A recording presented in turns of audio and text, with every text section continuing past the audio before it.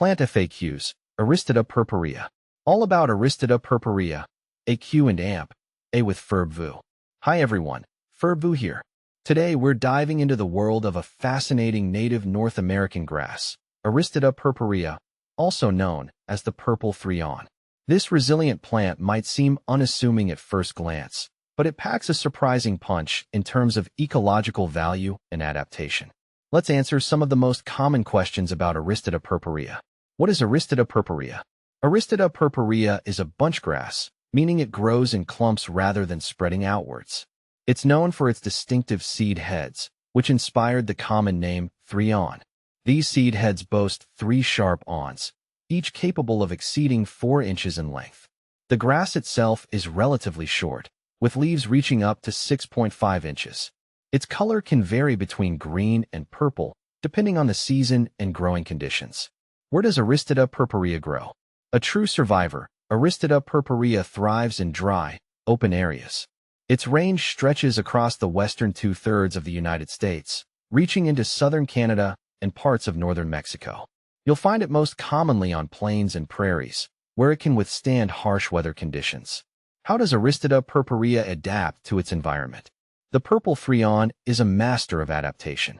Its narrow, rolled leaves minimize water loss in hot, arid environments. The extensive root system allows it to tap into deep moisture reserves during droughts. But the real stars of the show are the awns.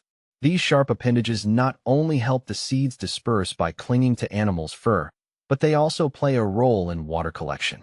Morning dew condenses on the awns, trickling down to the base of the plant, providing a vital source of moisture. What is the ecological role of Aristida purpurea? Despite its seemingly insignificant stature, Aristida purpurea plays a crucial role in its ecosystem. It helps prevent soil erosion by anchoring the ground with its deep roots. It also provides valuable cover for small mammals and reptiles in sparsely vegetated areas. Beyond that, the purple threon attracts a variety of pollinators, including native bees that nest in its root structure. This contributes to the overall health and diversity of the ecosystem. Is Aristida purpurea a good landscaping plant? While not as flashy as some ornamental grasses, Aristida purpurea can hold its own in a native plant garden. Its unique seed heads add a touch of texture and visual interest, particularly when backlit by the sun. However, it's important to remember that this is a wildflower, not a domesticated variety. It requires minimal maintenance, but thrives in dry, well-drained soils. It might not be the best choice for a lush, manicured lawn. Can I confuse Aristida purpurea with other plants? Several other grass species share similar characteristics with Aristida purpurea. Here's a quick comparison. Needlegrass, Stipa spp.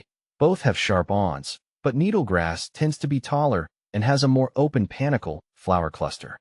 Bottlebrush grass, Hystrix patula, similar seed heads with barbed awns, but bottlebrush grass has wider leaves and a bushier growth habit. Threon wheatgrass, Aristida finleriana, close relative with similar awns, but threon wheatgrass has a more sprawling growth pattern. If you're unsure about a specific plant, consulting a field guide or botanist can help with identification. How can I learn more about Aristida purpurea?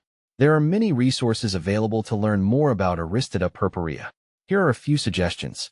Native plant societies. Many regions have local native plant societies that offer information on local flora, including Aristida purpurea.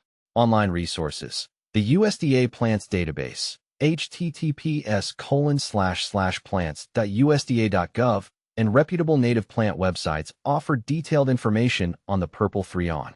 Field guides. A good field guide to grasses and wildflowers in your region can be an invaluable tool for identification. Conclusion. Aristida purpurea, the purple threon, might be a small grass, but it's a vital part of healthy ecosystems. By understanding its unique features and ecological importance, we can appreciate this resilient native plant even more.